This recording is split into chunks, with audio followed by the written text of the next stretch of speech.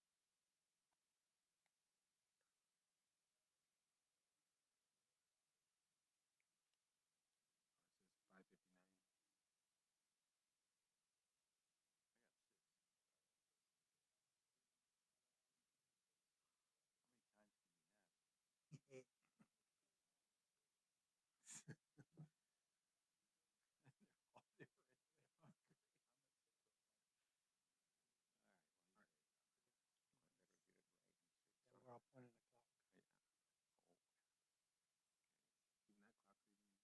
Behind you.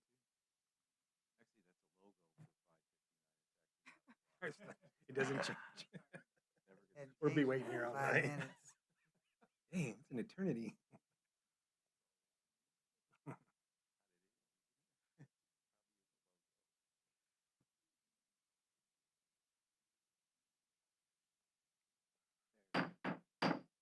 Good evening, and welcome to our September 23rd council meeting. And if you would, reminder, please silence your cell phones. Roll call, we have a full council. The pledge will be offered by Councilman Arbizo, and the invocation by Councilman Andazola. Please stand.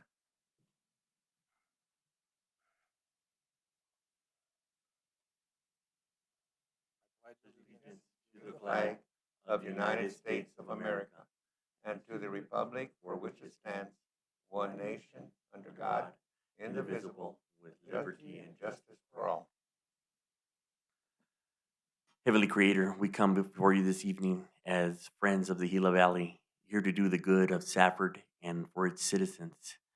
We are grateful for everything that we've accomplished. We are thankful for our management team, such as the city manager, the city clerk, the assistant manager, and also our employees and directors of our city.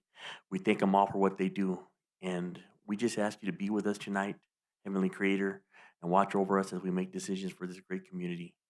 We ask this through the Heavenly Creator's name. Amen. Thank you, guys. Thank you very much. Okay, then we'll move on to item number 5, citizen comments on agenda items. There's none. Then we'll move on to citizen comments on non-agenda items, and there's none there. Okay, so we'll move on to item number 7. That's the presentation. State that we will. Oh, wait. It's for the Graham County Stars. It's a presentation on their attendance to the League of Cities and Town Conference. Victoria?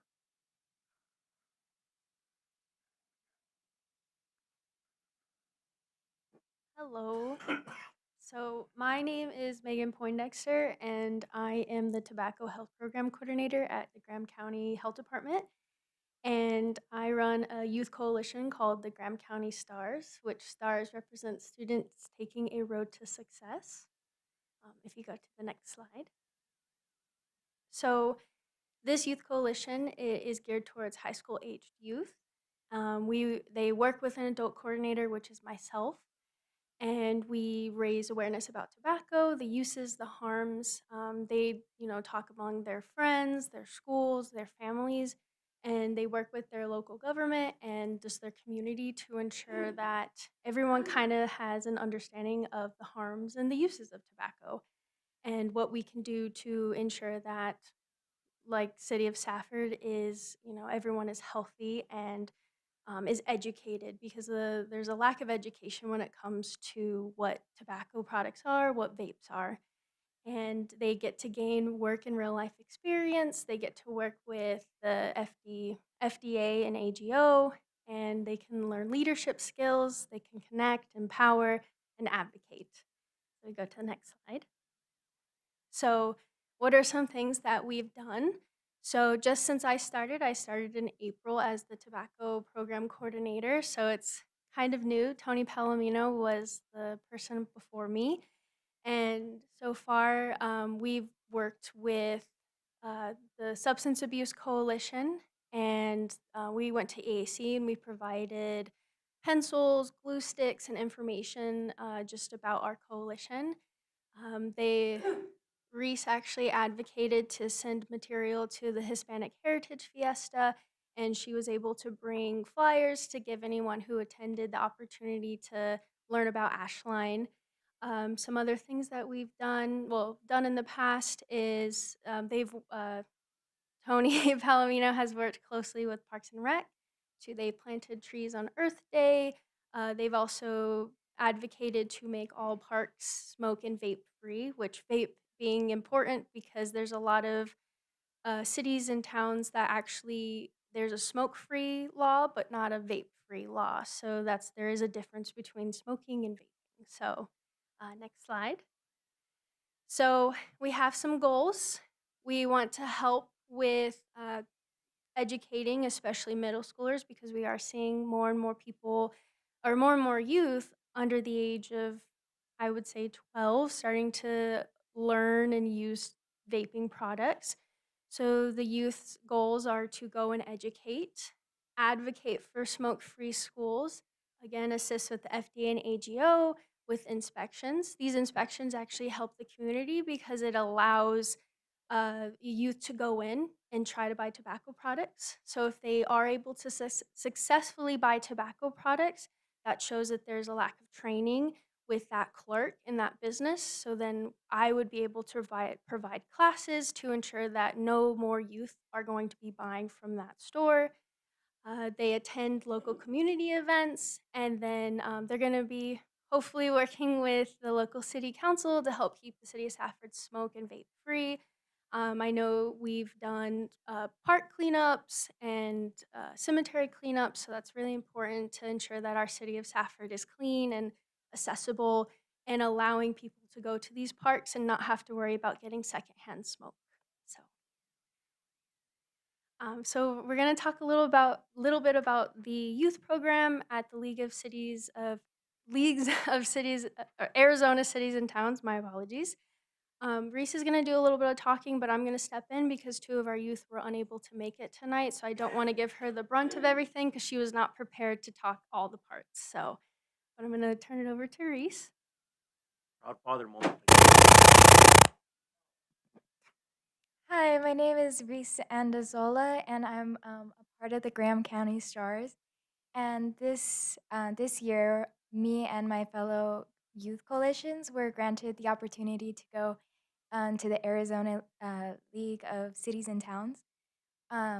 We had a lot of fun, and it was very new and very eventful, and we got to experience new types of things. So, one of the main things that we learned at this conference is what is advocacy. So, what is advocacy to you guys? Because to me, it's standing up for things that you believe and standing up for other people whenever they can't.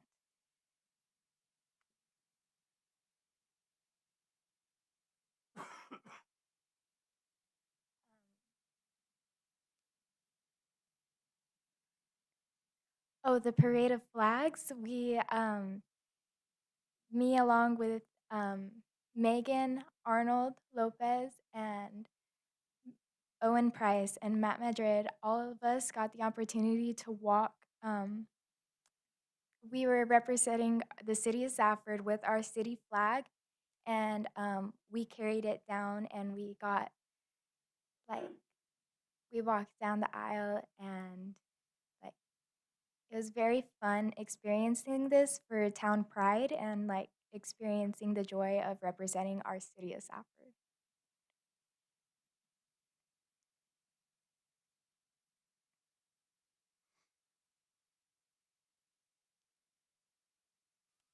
So this one, Owen Price actually was able to go. He's pictured there next to the panel he was able to go and ask one of the questions to the mayors. And he's not pictured, but the mayor of Tempe was actually the one who answered his question. But Owen actually asked, "What actions are you taking for drug use, such as nicotine in teens?" Which it is, something that is a concern we talk about in the Youth Coalition. And the mayors were just, said coalition work with a city council member and keep close contact with schools. So from talking to the youth, they really had a good connection when it came to the mayor panel. They were able to really, everyone was able to participate and get their questions asked. And I think it was a great opportunity for them to be a part not only of their own town, but be able to see what other towns are doing. And I do think that this will help lead them to a better understanding of how to show leadership, uh, how to show passion when it comes to their community, because the mayors were able to give honest, straight answers. And the fact that one of my youth was able to go and ask the question was a really great thing to see. I was definitely in the stands taking a ton of pictures because I was very proud of them for being able to ask such a amazing question to really have a better understanding of how he can also help the community. We go to the next slide. And then I'll turn it back over to Reese to talk about the our poster board that we had set up. So with that poster board, we all presented to the youth of different cities and towns. We presented on what we do at the city of Safford and how we try to improve our community.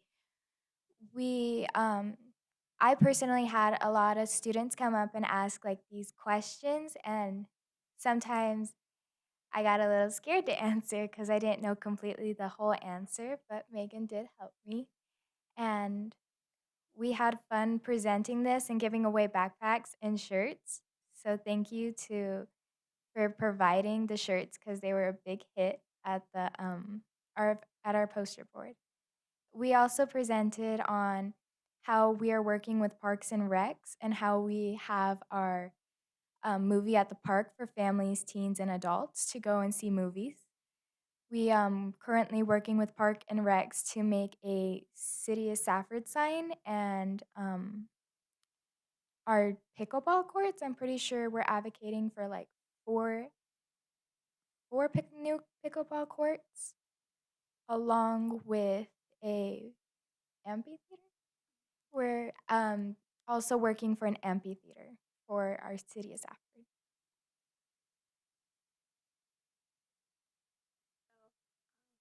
I do appreciate it. I just want to give a little shout out to Reese because she was not expecting to present as much as she did. We had it kind of rehearsed that each student would kind of have their own little section, but I'm very appreciative of you.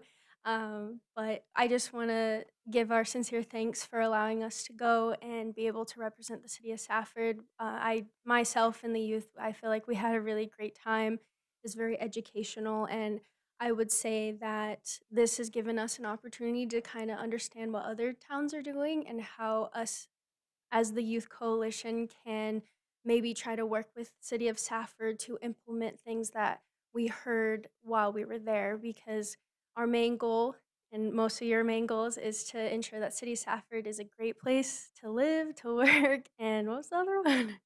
Um, visit. So we really appreciate you guys taking the time to invite us, and I appreciate the B for being so understanding and helpful in this whole situation when it came to guiding me through the entire process. So, and I appreciate the individuals who were there that were able to also help us. Is there anything you want to say? Thank you for this amazing opportunity that you provided us, and I do hope that we get the opportunity again soon. Thank you. Thank you. You know, I would, excuse me, I would just like to say that I'm sure it's a great confidence builder for you young ones, doing something like this for the city of Safford, being in front of all the people, because I know there's a lot of people there.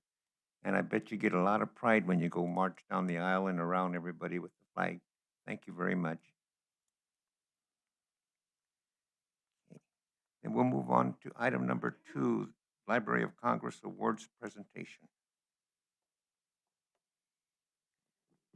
So good evening, Mayor and Council. Before my early literacy coordinator comes up and speaks more to the award and designation in particular, I just wanted to kind of give a little bit of a concept of what this award and this designation means.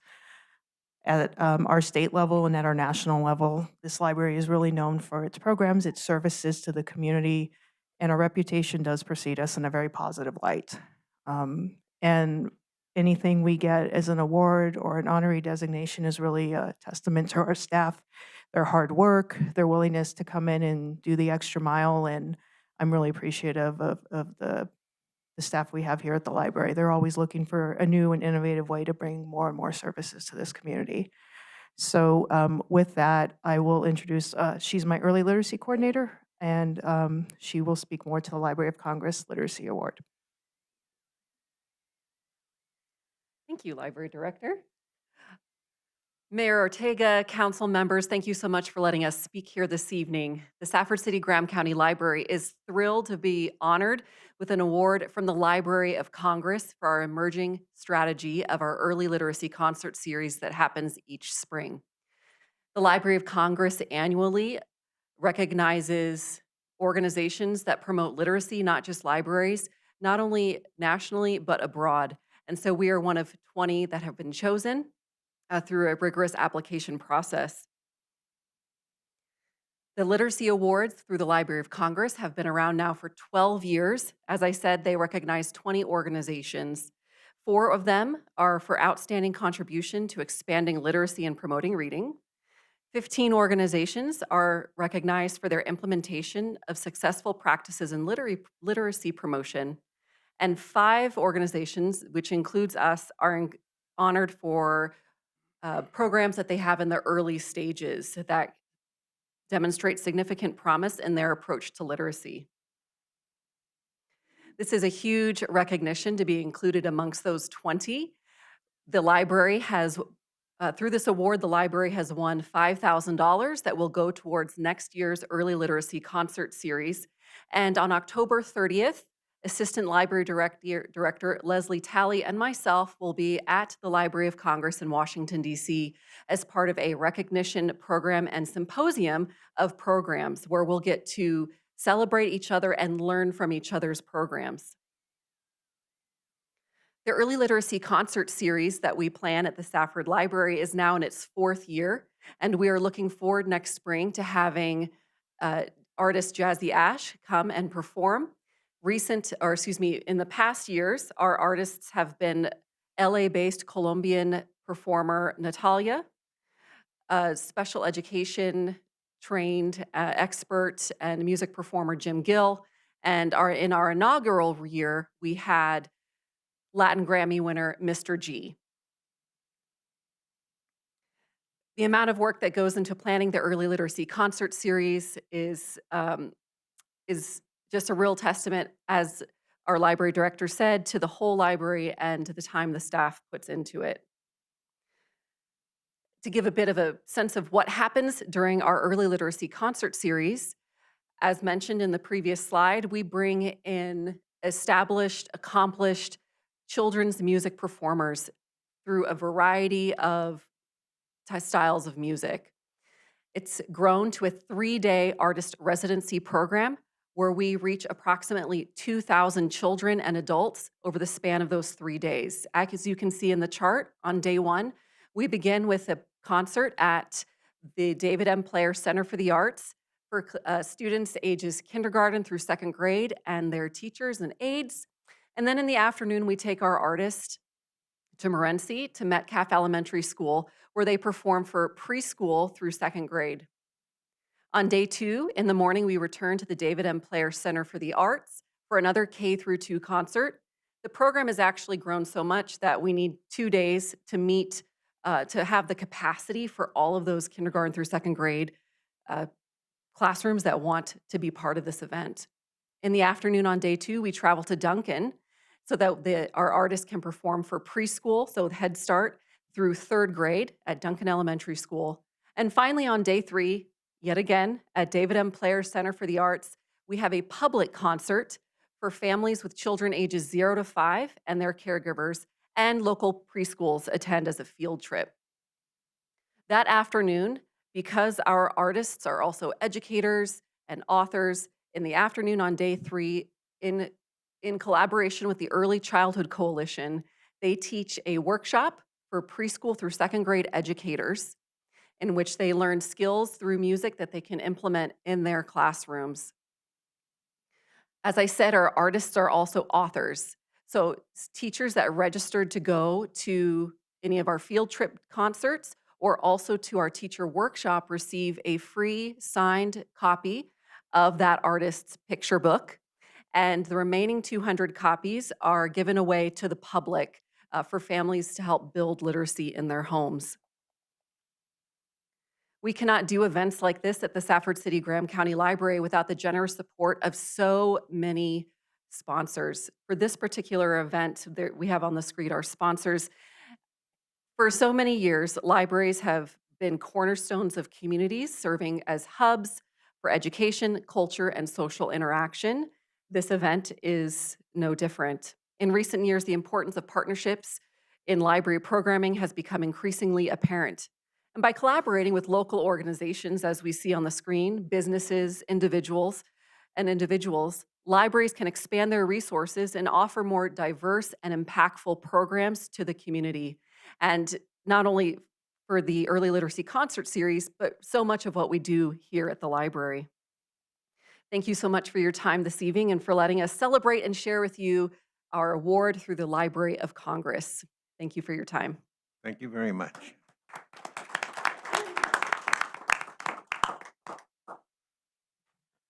Okay, then we'll go ahead and close the regular meeting and reconvene into a work session. And I just wanted to make a few comments before our presenter takes the podium. It's been, I think it was January of 2023, we had our first work session on CFDs. And as a result of conversations that I've had with council and the idea of trying to encourage development in whatever manner we can, in a previous engagement that I had, we had used community facilities districts as a tool to encourage development. And so based on our discussions, I introduced the concept, and Mr. McGuire gave a presentation, I think it was January of 2023, which was essentially kind of the background and the theory behind community facilities districts. In the meantime, myself and the new finance director were kind of working on trying to fully understand what's involved, not just in using the district, but the impacts on administration for the city. And so we are now at a point where we wanted to bring to council an actual policy that we would put in place that would allow us to use community facilities districts. So this evening, the idea will be that Mr. McGuire will give a presentation on that subject. And again, it's a work session, so we're not making any decision, but we do want council direction at the conclusion to figure out whether or not the council's interested in moving forward with us bringing back an actual policy for adoption that we can then use to encourage development in the area. And so with that, I will turn it over to our finance director. Thank you. Good evening, Mayor and Council. Again, this is a work session or opportunity for you to ask questions to Andrew as he gives 7 or 8 slides that he's going to present that gives the overall overview of the policy and the key points that he wants to get out. And then at that point, I think it'd be appropriate for any questions you guys have and any concerns you want to address before we bring the policy officially sometime in October or November. We'll do an actual resolution and policy. But this is just the work session to ask questions. So turn time over to Andrew from me. Gus Rosen. Thank you, Mayor, members of the council. It's always tough to follow kids in awards, so I'll try to keep this as brief and light as I can. We went fairly deep into CFDs back in January. Thankfully, it was January 24. If we lost another year in there, I'd be a little concerned how fast it's going. But the meat of it was CFDs are the tool that we have in state statute to allow developers to pass cost down from the time period that they normally would have to absorb it themselves and build it in their lot price, down to the residents who pay it through taxes over some period of time, typically 20 to 30 years, depending upon how long a bonds you extend. That's the basic tool. The statutes give them the opportunity to come and ask you for that. So what we have always advised in our public law practice, and I'm the head of our public law practice, so I wear a hat, and I don't get to see Bill's face on the screen, but half the time I wear the hat that Bill wears as a city or town attorney. The other time I'm a bond attorney for our firm. The bond attorney side is where we get to do CFDs on a regular basis. And this tool works well if everybody knows the rules going in. If you have a good understanding between the development community and your council sitting as the CFD board and your staff that works as the CFD staff as well, setting those guidelines on the front end gives you all the rules of the game. Because if they ask, you have to have a good reason to say no if you want to say no. If you want to say yes, you want to make sure the parameters are already established. So CFD policies are the way that we do that. And what we've done in a number of communities, and I know that John comes from a community prior to this that had 10 CFDs that we represent. There's one next door to it that has 11. And so there are a number of these communities that have built tremendous amounts of infrastructure with CFDs. The statute does a pretty good job of telling us what is allowed. It doesn't really have any good gap fillers though. So we use these processes to fill in the gaps. Part of it is in making sure that what you get presented to you is complete. The application process is as varied as you want it to be. And so the main structure of these policies is framing out exactly what you want to see before you make the decision on whether or not to create what is a separate taxing entity. It's a Title 48 district, just like a fire district or a sanitary district. It has the same kind of authorities that those entities do. You sit as the board, and we'll come to that in a moment, with your hat turned around as a board member rather than as a council member. But it essentially has independent authority and power. Part of the issue is trying to figure out what the developer wants. What area do they want to cover? What's inside the CFD boundaries? What do they want to construct? What kind of infrastructure do they want to convert from their front-end costs to costs later borne by the taxpayers? In a feasibility analysis they'll bring to you, they'll show you how all of that works, how the financing is going to work, how the debt structure works, and then you will get to make the determination on whether or not you agree with them. The policies give us some framework on what those things are. It's a petition of the property owners. That's a little bit illusory because it's not really more than just one or two main property owners that come and petition you. Typically, most CFDs are formed by 100% ownership. So everybody who's in front of you asking for formation is signing the petition. That represents the entirety of the world of the CFD. And then we have a very extensive CFD development agreement that goes along with it. It's all negotiated before you have to make a decision. So when you come to the decision point, you have everything in front of you buttoned up tight. And the reason for that is because the statutory time frame in which you have to consider the application is very short, and it doesn't make any sense with the amount of work that has to go in to not have a really extensive pre-app process. And that's what this lines out for you. And mainly it just establishes the expectations between the city and the developer. So one of the main things that we hear in the first questions that council members who have never formed a CFD will ask is, what about the cost? Who pays for all of this? The statute has a very weird application cap at $15,000. And when that was put in the statute about 7 or 8 years ago, those of us who do this for a living were very puzzled at why the development community thought that a city or town would bear the cost to form a separate taxing entity that was solely for the benefit of development. Whether it's benefiting the private developer or benefiting development in general in the town, it's still a development tool. So it's not really the city's vehicle.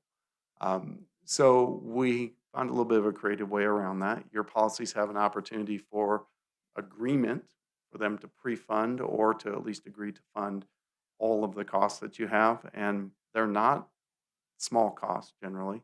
The policy has a deposit requirement for $60,000. That's kind of the get out of the gate because you have engineering costs, you have financial evaluation costs and you have legal costs to form these.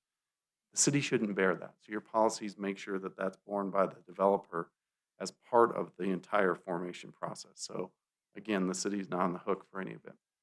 I think we can go to the next one. The governing body of it is, in almost all CFDs in the state, with just a couple of exceptions, is the mayor and council sitting ex officio as the board of the CFD. That is the recommended form from our firm. We don't think the other forms are advantageous. There are three different ways that it can be. You can have a 2 developer-appointed additional members. So you would have 9 total that represent the major property owner, or you can have a completely private board. Those other 2 forms are very rare in Arizona, and there's only a few of them that are in existence. Most CFDs go with the 7 of you sitting in your roles. The main reason that we think that works the best is because the 7 of you are more connected to the community than anybody else. And having a private board in particular have the interests different than the community, in our mind, is a little bit dangerous in terms of financing that might be viewed differently from the 7 of you than it might be from someone who doesn't have a stake in the community like you do. This policy does not have those alternate forms built into it. Your policy will, if adopted in its current form, tell developers we're not interested in those. That doesn't mean they can't ask, because the statute still allows them to do so. So that's one of the items that is permitted but not within your current policies. Financing constraints are the biggest deal that we have in your policies. These are intended to set the framework and the expectations for development community when they come and ask you to issue bonds. Because what will happen is, sitting as the board, the district will issue bonds for whatever amount of infrastructure the developer has created as reimbursement to buy that infrastructure. So essentially, they will build it, front load it, have the assessed valuation of the land benefited by the infrastructure, then you will buy the infrastructure as the district from the developer, issuing bonds to do so. Those bonds are entirely the debt of the district. They're not the debt of the developer, not the debt of the city, and it doesn't impact your financial ratings. It doesn't impact your debt load. It doesn't impact anything of the city directly. It is all on the district. The only overlap you really have between the district and the city is in your audit provisions. And that's mainly because the auditors in the state treat CFDs as component units of your government. So they audit them together, but that's really for convenience purposes only. The policies that are in front of you have a couple of unique things. Well, one unique thing in particular. The city of Buckeye, about 3 years ago, decided that it wanted to lower the statutory debt limit in CFDs from the allowable 60% to 26%. And that 26% number might sound familiar to you because it's the combined total debt limit that the city has. And so statutorily and constitutionally, you all have 26% as your maximum you can levy. Cities and towns do it either by putting a hard cap in their policies or by just having, like the city of Goodyear does, a dollar threshold limitation that they won't issue above. Either one of those are ways to signal to the development community that you have a limitation that's equal to what you have within your city. For instance, the city of Goodyear has a $1.25 per 100 debt policy. That's what they will extend to. They won't go beyond that for their city issuances. So they set their CFDs the same way. They match it at that same number so that the CFDs are not issuing more debt than the city would itself. Costs of issuance are always paid by the developer. We think that's just good public policy. That's why we put it in the policies for you. Assessment for the various debt. Assessment bonds, geo bonds, we typically want to see 6-to-1 coverage. You want the property's value to be 6 times more valuable than what's being issued. Privately placed, you're not going to sell them to the market where any of us could buy them. If a bank is willing to do it, 4-to-1 is the lowest ratio that we generally will recommend. And again, that's strictly for the purpose of ensuring that you have a conservative approach to your debt, that you're not over leverage or allowing a developer to over leverage the property. And these ratios held very well for us in terms of the 2007, 2008 when things weren't so good. Those CFDs that we have numbers of in the other cities all were able to make it through that process because they had strong values. And a lot of developer held land was, the developers were picking up the tab through that. So it's very important to make sure the debt structure works for what you all have as your values as a community. The other thing that we do is we enter an IGA with the county, so the treasurer collects CFD assessments or GO bond debt at the same time. That collection process makes it much more likely that they will collect most of what is owed. I think we typically factor in about 5% delinquency into the bond issuances we do, but most of the CFDs outperform that by a lot. They have very low delinquency rates, mainly because of collection. If you're getting it out with your county tax bill, it's likely to be paid more than if you're getting a separate bill.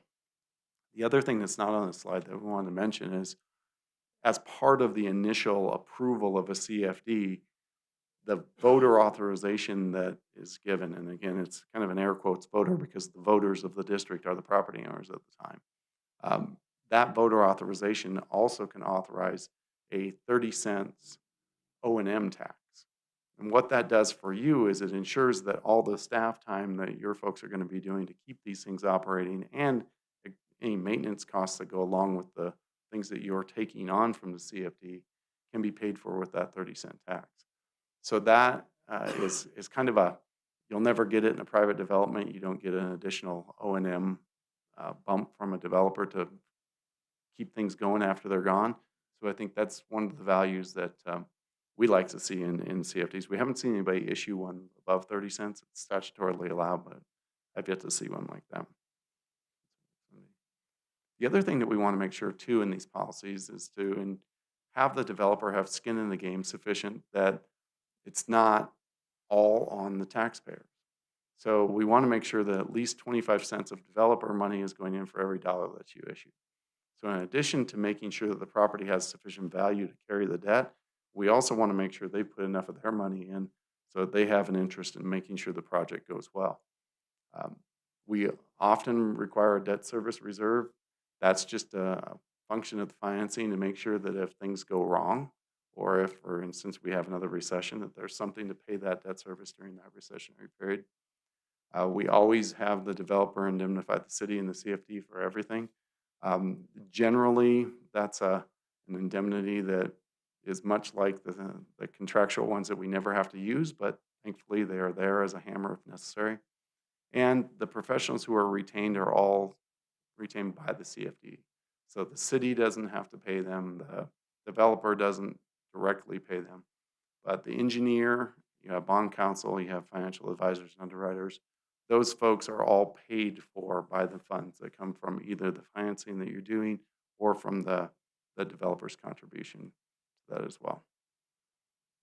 I think that might be our last one. It is.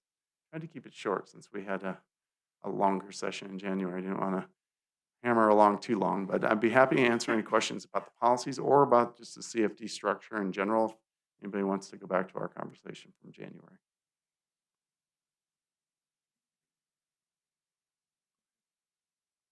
Sure. So the taxes are, when you said paying taxes, they're only paid by the people within that district, not by the whole city. That's correct. And one of the policy issues that most cities and towns face when you're deciding whether or not to form a CFD is really a fairness issue. That one neighborhood may have a tax for their infrastructure and another may not. In cities where there are dozens of CFDs, everybody's in one, so it's kind of a fair level playing field. But in other cities where there may be only one or two, that is one of the issues that cities sometimes faces. People feel like they are taxed when their neighbors are not. The flip side of that is they usually are in a neighborhood that has very nice infrastructure because that's the benefit of the CFD is it allows them to build good amenities for the people who live there because they're not front loading all the costs themselves. that was another question. How much more would, say, some of the property cost because of this? Well, Mayor, Councilmember, it's one of those billion-dollar questions. I'm not even going to go with $1 million question on that because, in theory, if the development costs are being shed to a later property uh, purchaser's taxes over a 20, 25-year period, in theory, the property should be less expensive. The reality is that the market will drive that, and that there isn't often a big difference one way or the other.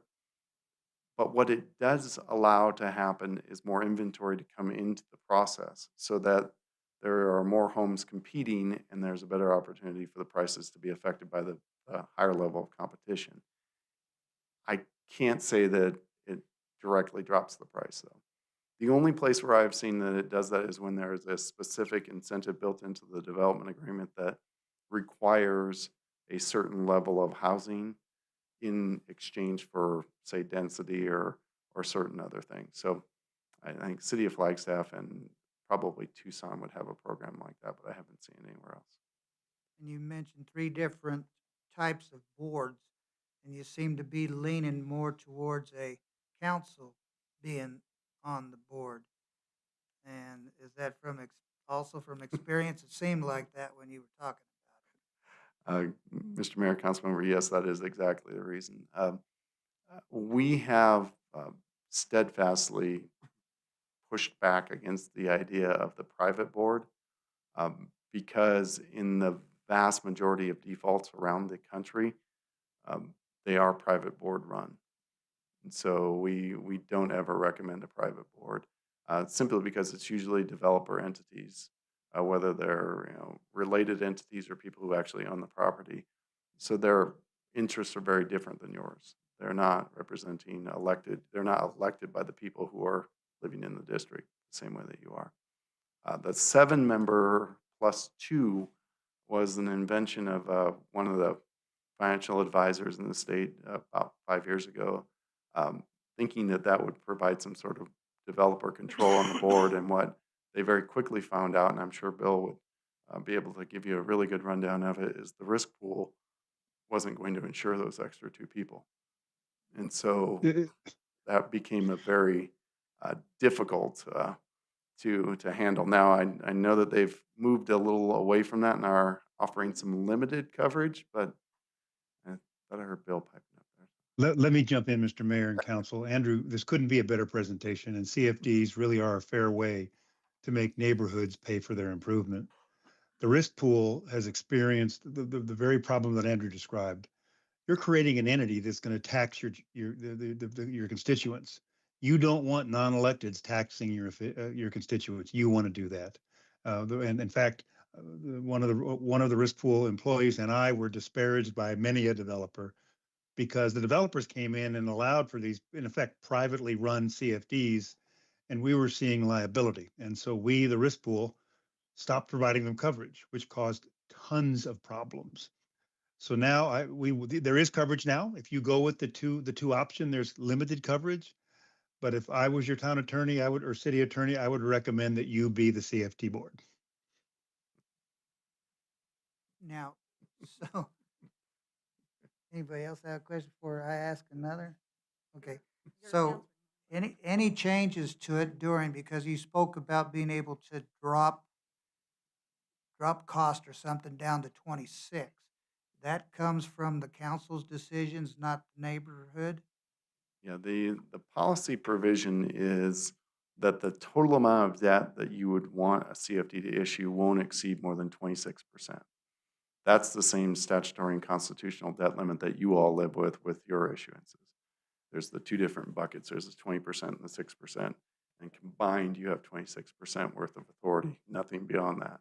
The CFD statute allows up to 60%. And it's a bit illusory. There's not really anyone that gets anywhere close to 60, but the 26% has provided a real cap for the community that adopted it. It's also waivable. So in those instances where they get close, You know, if it's 26.2%, the council or the board at that point has the opportunity to allow 26.2 if they want. It's just more of a message to the development community that this is our expectation, is that you're going to be like we are in the amount of debt you can issue. Are the county's treasurers, do they charge the people for this, for collecting the funds? The agreements we have between the cities and the county treasurer's office are part of the O&M cost. So if there's a charge from the county assessor to the city for that service, to the district for that service, the 30-cent O&M charge that goes in the taxes every year is what's used to pay that cost. So I'm not sure how that could be raised by the county if they just decided to raise it every year. They're free to do so. No, the county has no authority to affect the tax rate. The tax rate is set by the board, sitting just like you do during your budgetary process. The CFD budgets look almost exactly like the city's budget, except it's much, much smaller. And essentially, we'll walk you through the same process in the budget session. We'll have a tentative budget approval, and you'll have a final budget approval, and then you'll have a tax levy. When you set that tax levy, you send it to the county, just like you do if you have any improvement districts or city improvement districts, or if you have street lighting improvement districts or any of those. You set the rate, provide that to the county, then they actually tax all the citizens.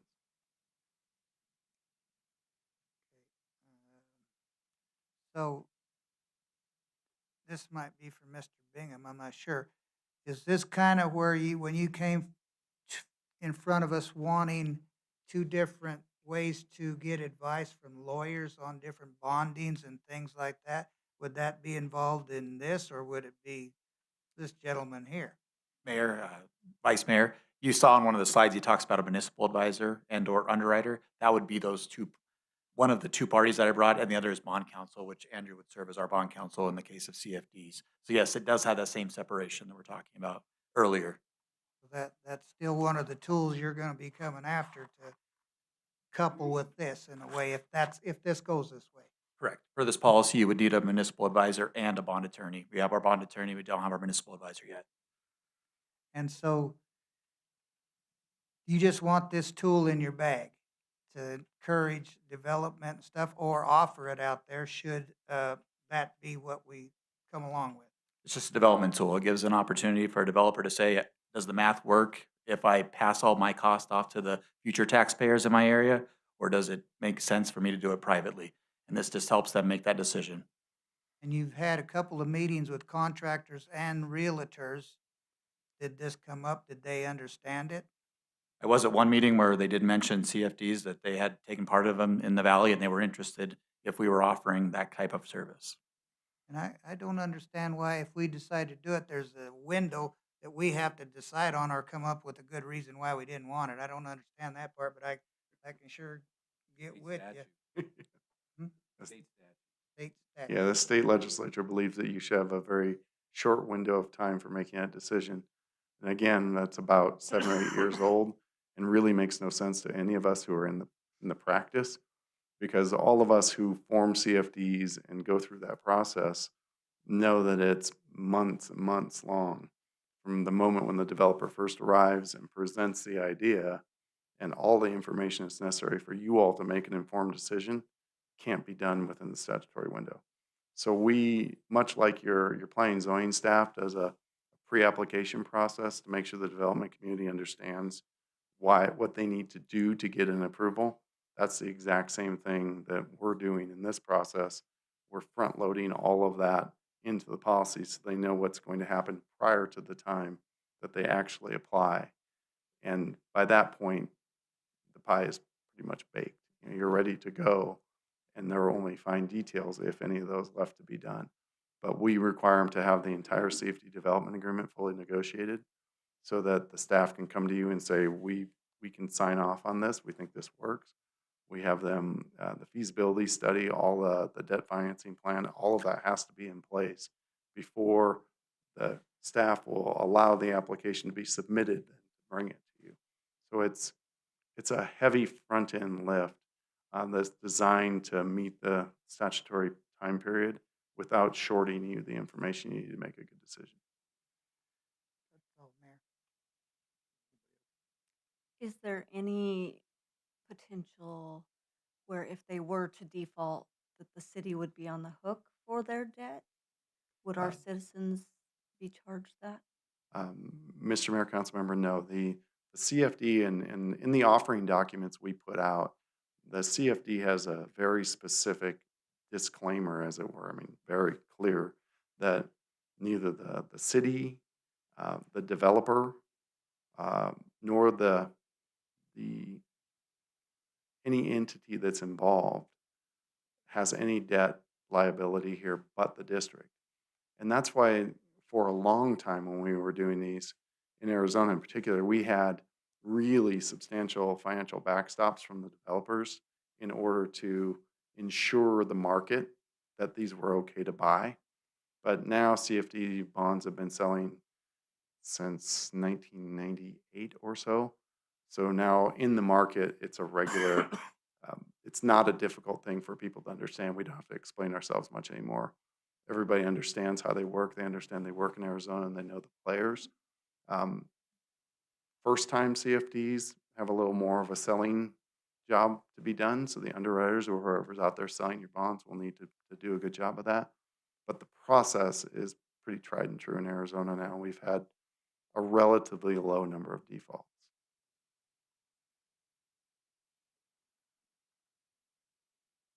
Anybody else? Okay. We thank you. That was, you covered it very well for us. All right, thank you very much. I'm not that far away. I'm always available. Our first meeting, I was a lot further away. There was an ocean between us, but always happy to come up if we need to have another meeting on this, or if it comes back and you want to have me dial in. I'm having meniscus surgery on the 1st of October, so I won't be driving up to see you for if it comes back in October. After your first presentation, this helped a lot. Thank you. Thank you. Okay, then we'll close the work session and reconvene back into the regular meeting. Item number 11, everybody have a chance to review the minutes of September 9th, 2024? Any questions or changes? Mayor, I make a motion that we approve the minutes from September 9th, 2024. Okay, Second. we have a motion and a second to approve the minutes of September 9th, 2024. All in favor? Aye. Opposed? Carries. And we'll move on to item number 2, distribution of city funds to charitable or nonprofit organizations. And this, Herschel, thank you. You're there already. Thank you.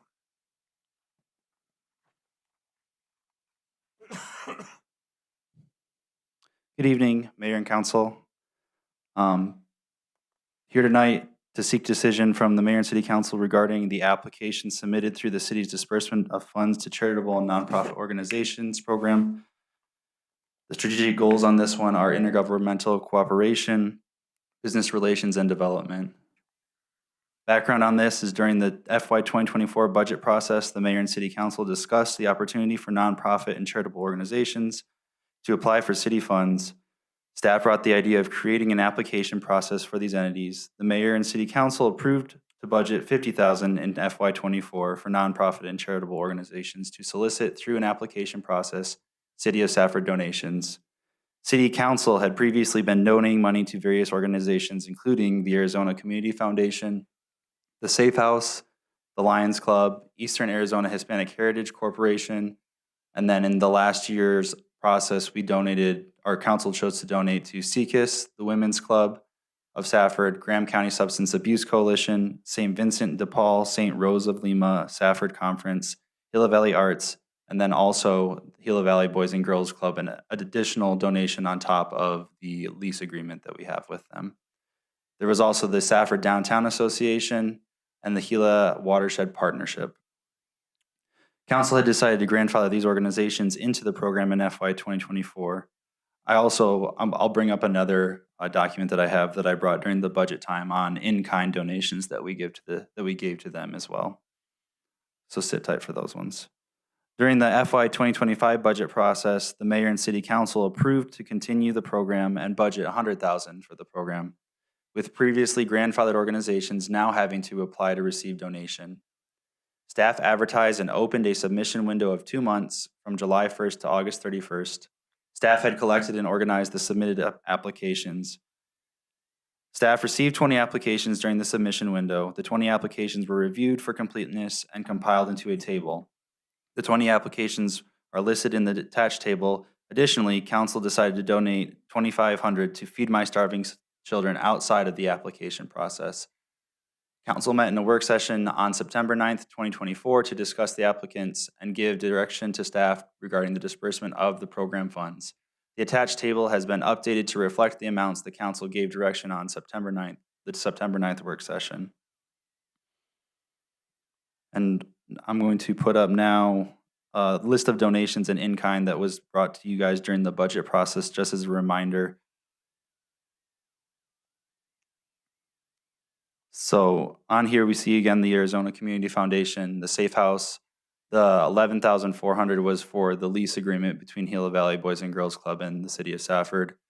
Additionally, there's money for the 4th of July celebration on there. Lions Club flags, Eastern Arizona Hispanic Heritage Corporation, the applicants for the city council donation application for last year, the Downtown Association, the Watershed Partnership, and then at the bottom there I have the in-kind funding that we do with the Boys and Girls Club, the Safe House, and the Samaritan Home.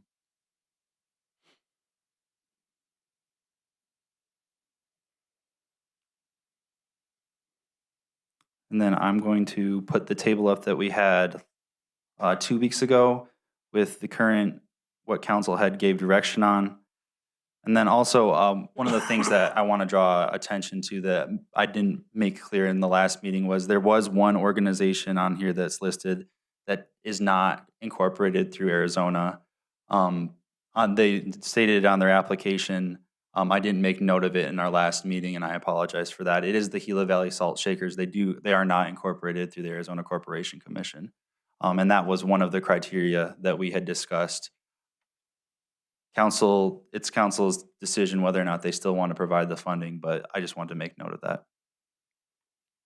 And with that, council can discuss any of the applicants that we have on this and what they've decided, if they want to change any of those, and what direction they want to give on these. And tonight is an action item. So if council decides to take action on these, this will be what we just choose to fund in this upcoming year.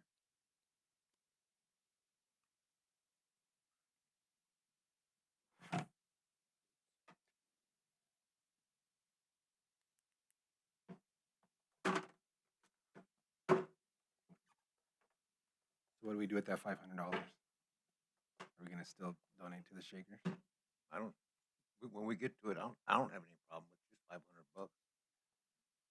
Didn't we make it a requirement, though, that they had to be part of the corporation? And so that would give them money that other people didn't have access to because they didn't meet the requirement. No problem with that.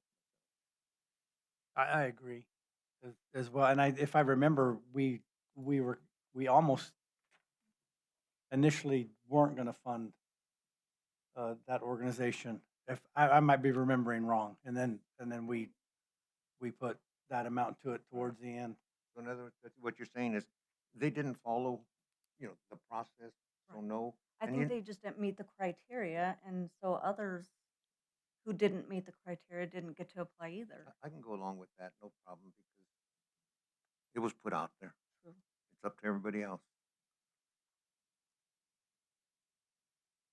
Any comments on it? Are we leaving it there? I think the recommendation is to take it out. Yeah, take it out. Where are we gonna put that? Doesn't have to go anywhere. Yeah, Just and I leave it think out? that's a valid point. I'm sorry. I thought you were going to say. Oh, no. Mayor and members of council, the idea behind this program was to put a certain amount of money out based on previous donations and the additional money that was provided as the pilot. So what we did is we took the initial amount of money that we had historically put in the budgets that would have been considered donations, and we added an additional 50,000, and that was part of a budget discussion. There's nothing that says you have to donate every dollar, right? It's simply your decision as to how you want to divvy up funds. And again, you don't have to allocate them all. So if they're not allocated, does that mean, like we did with Boys and Girls Club, we had some left over, so there was a need, so we were able to use that money and give to them because it was still in the pot? Yes, Mayor Ortega, Councilmember Brantner, anytime that you have, again, the budget is a plan. You basically have put appropriations, not money. Appropriations means you have the legal opportunity to expend those funds.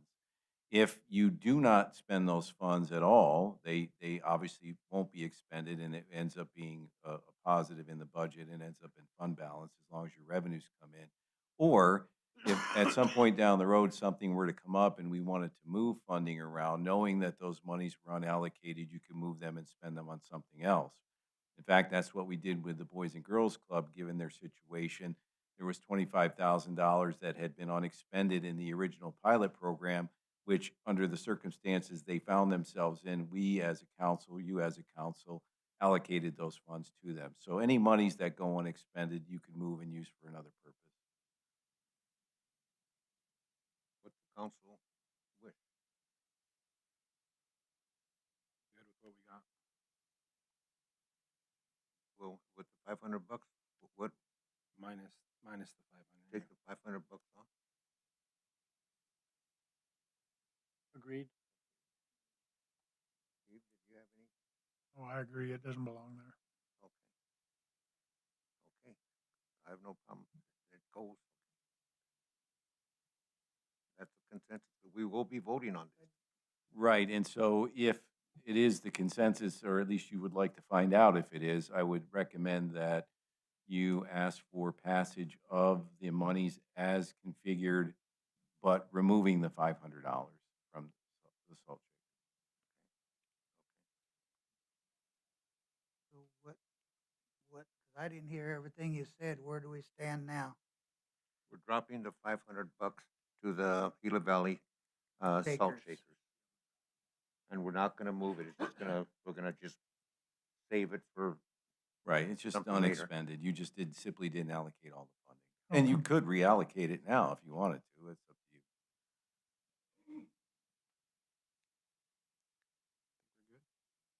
I I had think there's a some- couple of things that need to be discussed. I mean, I don't know. I'm not happy with how it came out, but what you guys thoughts on the jumbotron? I mean, that's a lot of money to rescue a church that bought one they can't use, or somebody to advertise to a captive audience something that I don't know. I don't get it. I don't feel like it benefits the community as a whole. why It's don't we not just something keep the going down? whole community. Why don't we just keep going down the list and Well, we didn't start at the top anyway, so well, we did the first, we were down to the salt, no. Salt Shakers was right in the middle, Yeah, and that was because it didn't meet the criteria. right?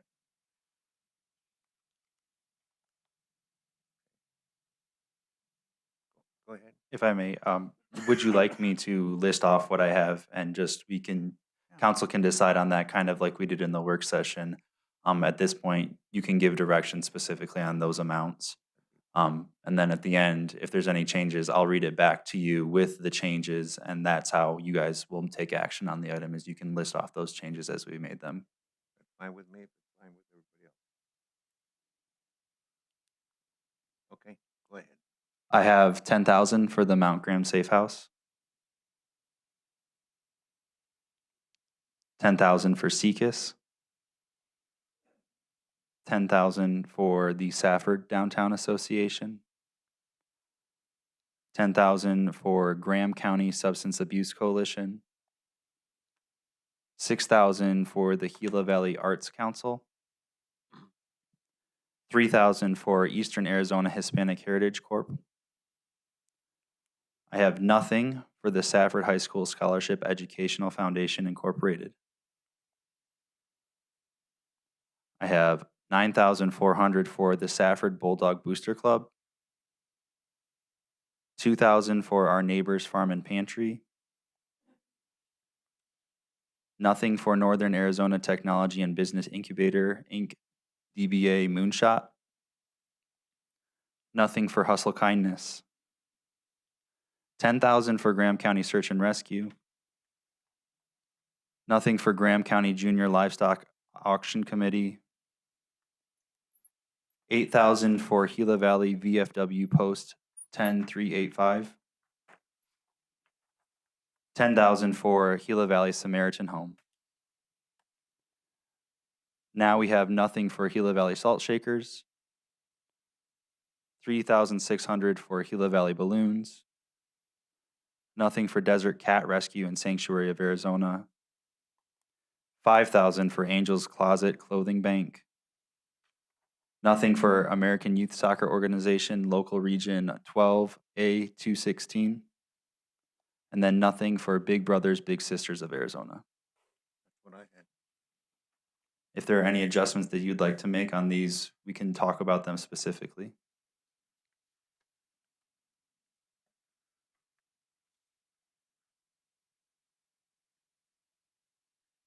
I'm not opposed to the Booster Club as it stands, but I don't see where that's I mean, I thought we were trying to help people that kind of can't do for themselves or need a boost, and that's, I don't know, it just seems more of a want to than a need to.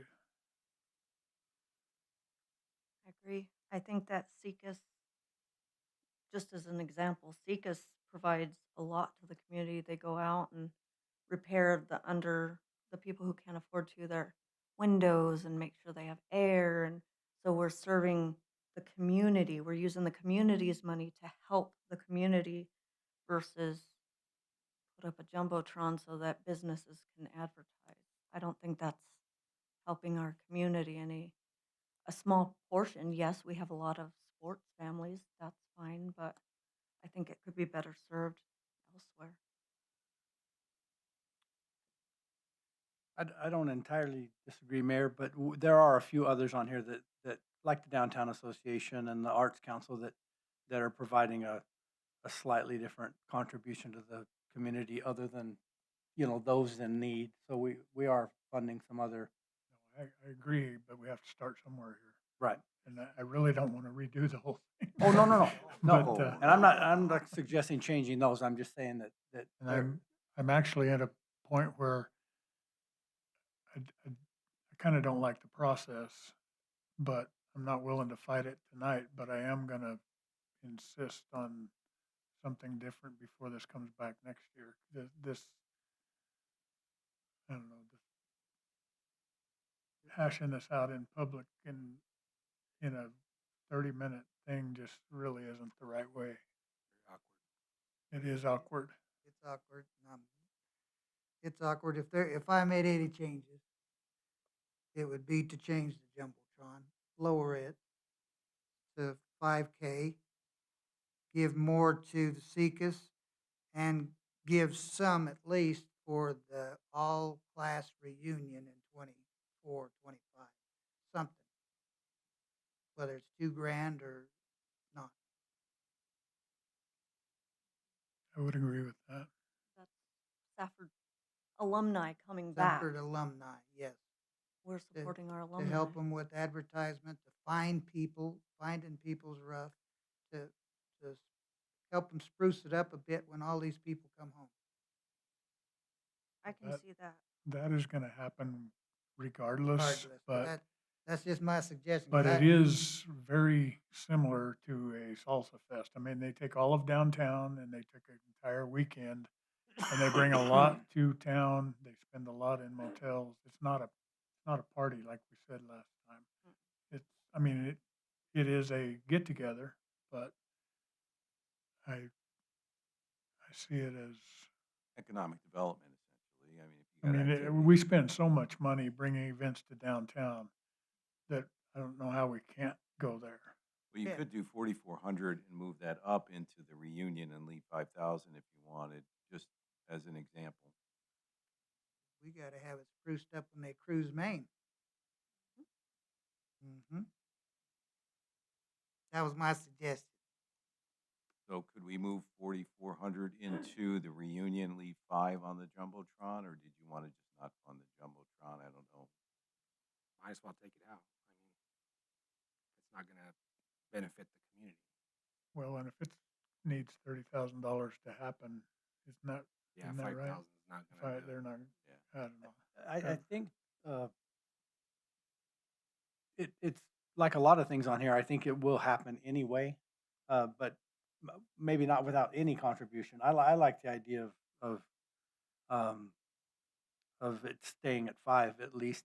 It matters to me that there's a similar contribution to the community to me as the downtown association or even the reunion, with the potential agreement that they'll advertise for us events, whatever we maybe would want to put on the Jumbotron as well, and economic development with the local businesses. So I'd like to see it stay at 5 personally. And that's what I was looking at too. The Jumbotron? Is the I is agree with the that. sponsors that you're going to have on their local Right. businesses. I mean, you're promoting downtown, plus we have 3,000 something kids. Right, and it matters to me that was the only representative that came to the last meeting. Not that everybody needs to show up for this, that wasn't a requirement, but it did matter to me that they were here. Yeah. Well, I think that was almost a negative because if one person gets to speak, everybody should get to speak, but nobody was invited. So that was a lot of what I want changed in the process. Right. You're either gonna hear everybody or hear nobody. Right. I But we- think that's the only But we right way to didn't do it. exclude anybody. Right. I mean, that's why I don't like having it in a public Right. meeting where anybody can get up and talk. How did because- she find out about this meeting? She's an employee, so she probably knew that we had changed. Did you pick up on any of those? I'm not banging on her. I mean, she did her job, but I don't think we did ours. Well, there are a couple of things that are kind of coming together here. One is the difficulties you're having is because you're being asked to make basically value judgments on trying to, as it was articulated, help those least able to help themselves in the community. So you're providing funds to organizations that help you to help people within your community. So it's somewhat of an investment, but it's something that we haven't done in the past, right? So it's new, and I know that conversations I've had with staff and even some council members, there have been good recommendations about how we could go forward in the future. Now, understand that everything we do, hopefully we've kind of come to kind of acknowledging that in terms of the way we as an administration approach what we do, we're always looking to make things better. So this doesn't have to be the final end-all be-all. It's the next step in a process that was trying to address a particular issue. So going forward, we will certainly, as part of the budget process going into next year, talk about ways to improve the process. That makes it a little bit less awkward because it's kind of this open-ended discussion. And staff can bring some options to council to review and to approach this differently. Based on what has been discussed so far, I think then leaving 5,000 in the Jumbotron and moving 4,400 to the reunion is that? Another point I want to make too, if any of the council members have questions on what they requested in their transmittal letters, I have my notes that say specifically what they do. So I can let you know what they express they want to put their funding towards, specifically. One of the things that I wanted to also kind of put out there, have council think about is, the service that they provide currently, with council's decision to fund possibly some of their projects that might free up some of their money to put that money in the service they already provide. So maybe think about the service they already provide. They might be able to extend that service with offsetting those funds that they receive from the city. But if council has any questions on what they requested specifically in their transmittals, I also have my notes that I can let you know what they asked for. So I do have a question. I mean, we keep going back and forth over the Jumbotron. Do we know what it looks like? Like, are they gonna be advertising businesses? Are they gonna be using it for graduation? Like, what does it look like? What is it gonna do? Because They we said don't, they had the picture last meeting. I They watched showed the us. meeting, but I didn't get to see the, Yeah, they had a picture. Well, it was on our booklet too. I didn't see it. Yeah, So is it, it's huge. so it's big, it's gonna be used for just business advertisement, Sponsors, yeah. scoring? No, they had the scoreboard, so it'll be just sponsors that benefit that So when, Graduation, donate to schools and stuff. so graduation. when they, and I'm trying to understand, I'm not trying to not fund. So we've got a Jumbotron, we help them fund it, a business advertise, where's that money gonna go to? To the booster club and then they decide whatever they do with it, or how's that Correct. gonna work? So it goes towards the athletes Okay, in the schools. so it goes to the sports programs, not Sports just programs. for an administrator to decide where they want the money. Well, I don't know for sure. Can't speak for them. Just wondering. Mayor, I, the, the information you gave us, I really enjoyed. That's kind of what I was looking for. What's the backbone of these things?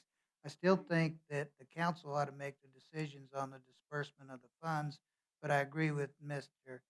McGoy. It's a little clumsy doing it this way, so we'll have to come up with a different way of doing it. This is a good beginning Yes, sir. for the first year, and now we'll just keep on working it and, considering all these other, comments and that.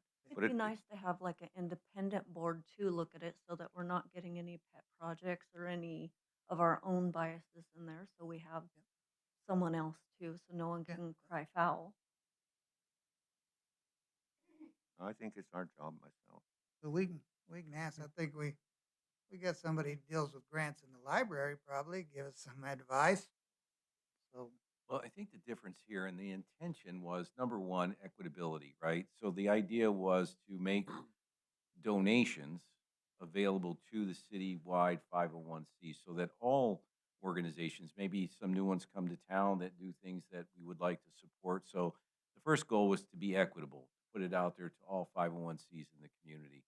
The second one, and I think why we're struggling, and I think we are kind of evolving more in that direction as an organization, is the filter is what you value, right? This isn't necessarily a budgetary decision where you're buying a piece of equipment that staff is saying you have a need.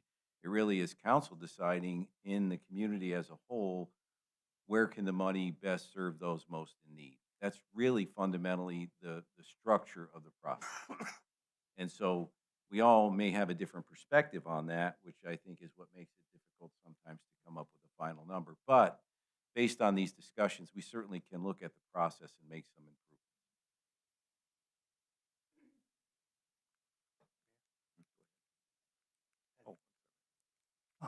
If I may also, kind of on Councilwoman Brantner's point, there was an image in there. It wasn't a good image. It was a rendering.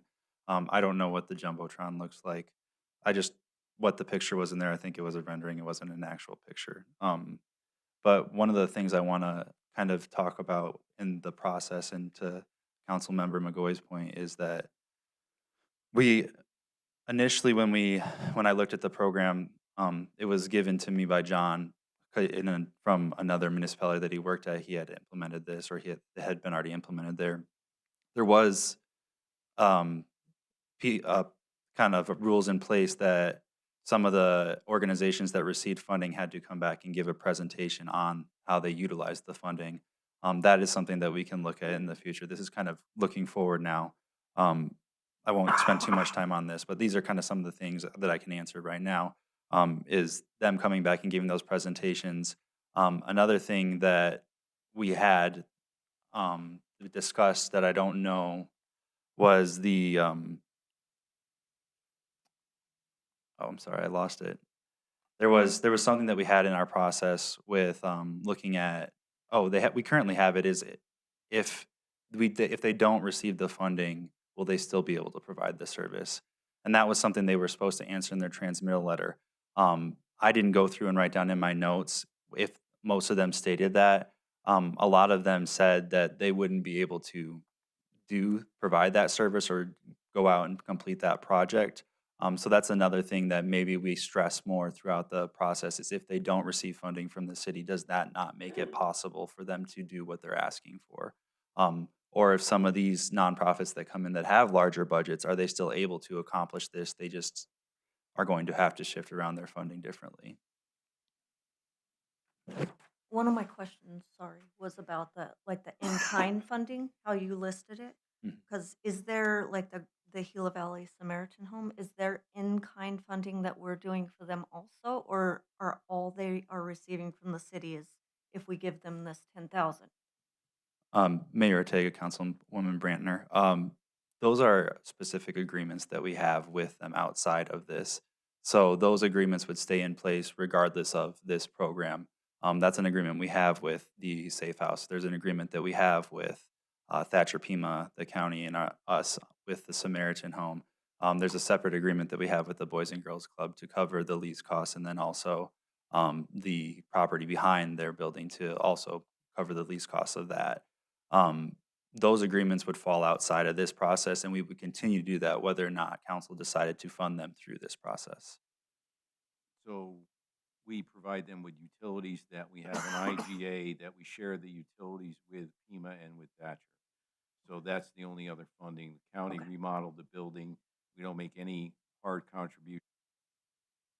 We make is a distribution of the utility costs. Okay, that's what I was looking at to Yeah. see. Yes. And so it's a good example of a situation where we do have an external relationship, in this case, an IGA. Some cases like Boys and Girls Club, you actually have a contract. So in some cases, you may see a mixing where you do provide services to the Safe House or to the American Legion, but you could, in addition, provide additional funding through this, which would be a separate funding stream. So basically, where we are so far is that Salt Shaker entity came out as a fact as a result of not meeting the criteria of the application. That was 500. As far as I can discern, we went 5K on the Jumbotron and moved the remaining 4,400 into the reunion. Those were the three items that I thought had changed up to this point. Right. That's what I had. Mayor. Also, if council would still like to use that 500, they could put it towards the high school scholarship foundation as well, unless they want to leave that still out there. No, that's good. I didn't know all of it was gonna go to what John had said. I thought we'd split it, but that's good. Where it landed. That's why I'm putting it out there. I'm not saying that's written in stone. I'm saying that's where I was at. Said it. I thought the same thing, Yeah, too. Arnold, but then I was thinking if we put more to Seacus, and this may not matter at all, it kind of elevates them to the highest all by themselves as opposed to 10 for the Safe House, the Seacus, the I was thinking Samaritan. right. Or where are we with the Samaritan House? Are they also 10? Mhm. I believe so. Yeah, but again, it would elevate one of those to We could give more to the VFW because we're underfunding what they asked for. And they Right. need an AC unit. Mhm. I mean, that's pretty important. I consider that a one time. Mm-hmm. and my point, Not gonna break my heart there. we could have one that's higher than the others. That's not a problem for me, but I thought the same thing. I thought maybe we were going more to Seacus, but then I thought it might, yeah. I remember thinking the same thing on VFW is if they need 18.5, why don't we do half of that? You know, and I mean, we'd have to take it from a little bit of it from somewhere, but I mean, Meet them halfway. I mean, these are, that would be 92.50 and that'd be nice to help them. I mean, they helped, they gave, so we need to give back. What was their total? They asked for 8,000. 5,000. They asked for 18.5. Oh, 18.5. We have 8 on the list. So to give to them. 92 or 92.50. So 12.50.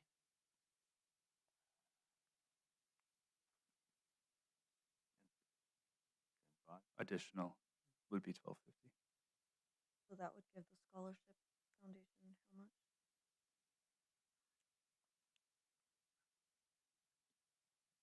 So if we did 44 to the scholarship fund, 500.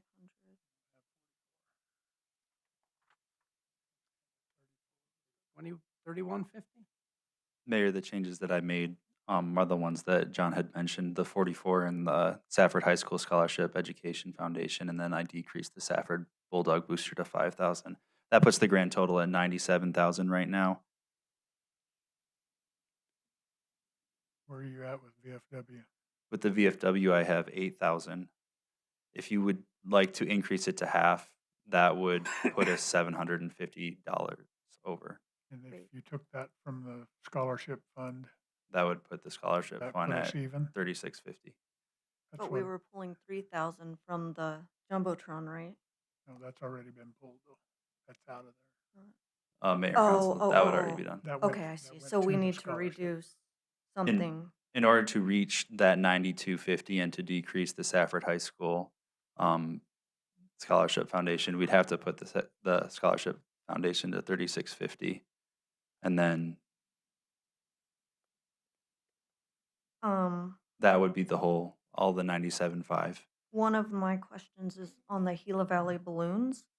I mean, I think we funded that once before, and I've seen that fall on its face a couple times. The only thing that I question on that, and this is my reasoning, okay, I'm just questioning that, is because it's a business owner. Yes, they have a 501c3, I get that.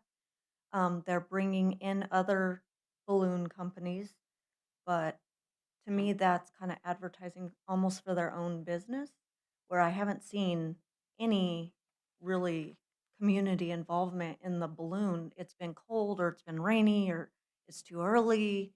Like I really have asked a lot of people about that, like during previous years, because I've seen it coming. And I see them down at Salsa Fest and doing their light up and stuff. I just haven't seen enough community involvement.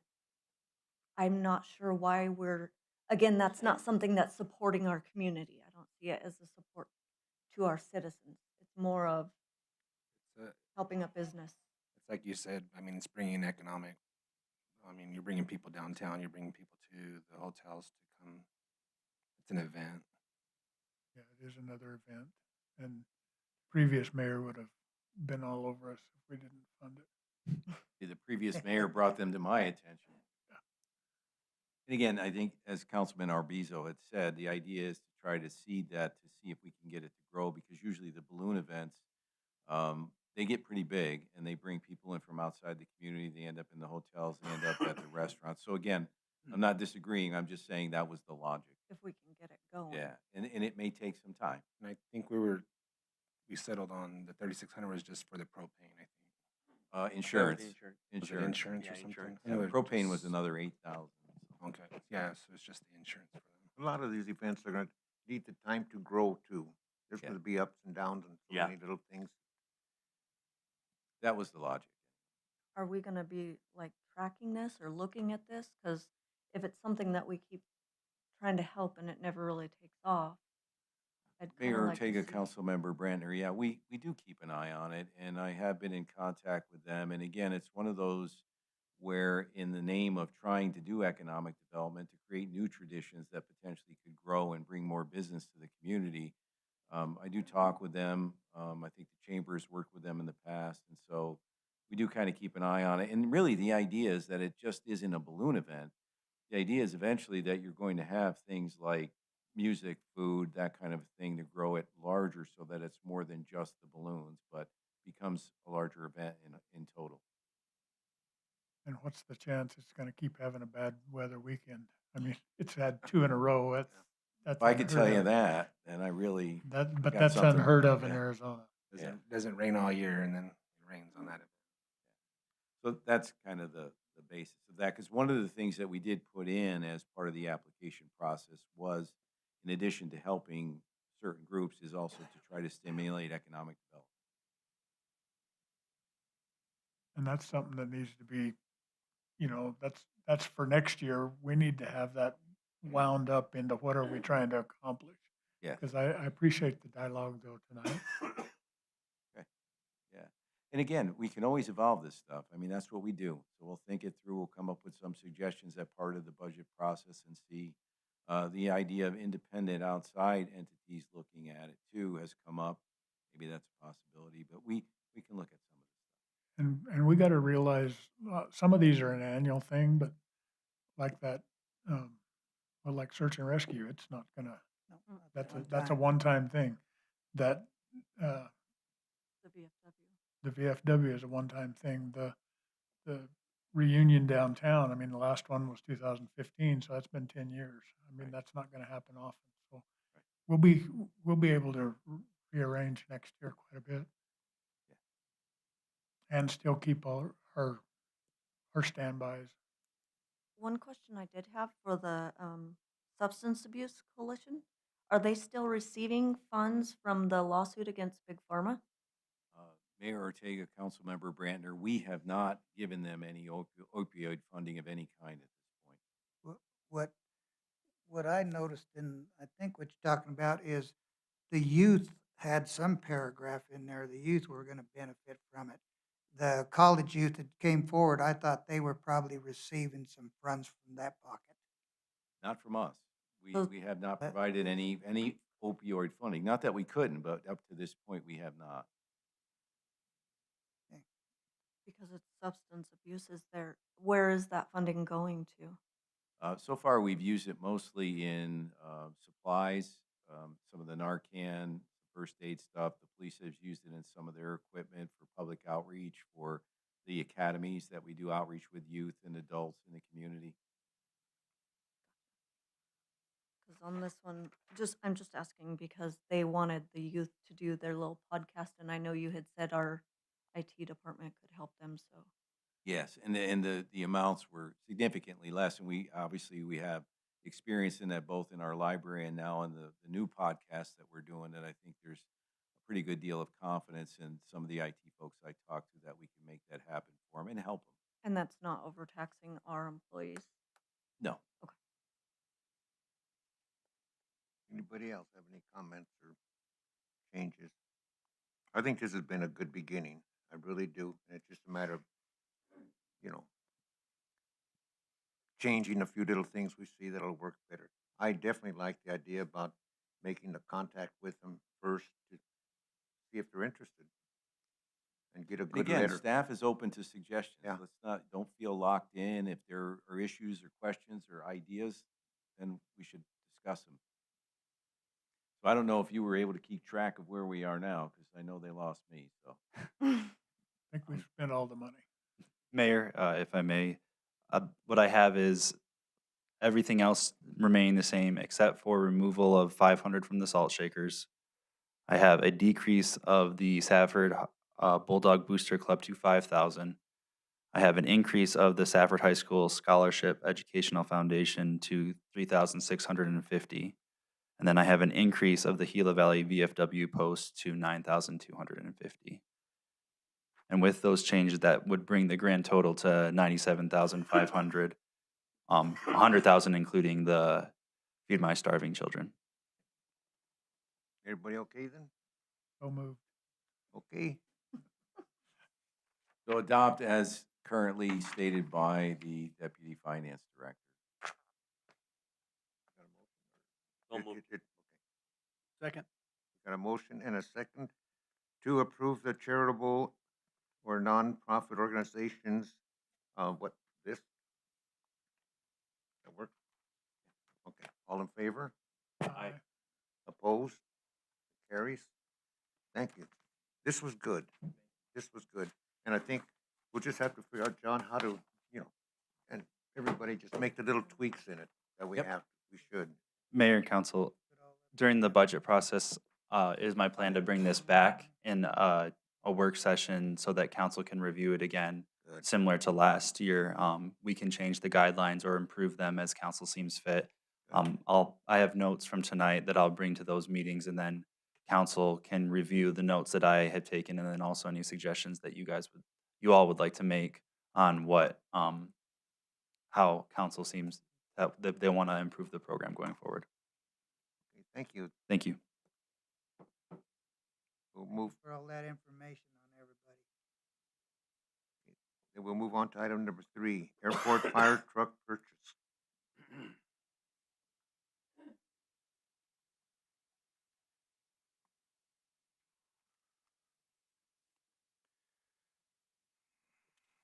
Good evening, Mayor and Council. This is a request from Mayor and Council to approve the purchase of a 2002 KME aircraft fire rescue truck from Martha's Vineyard Airport in Massachusetts.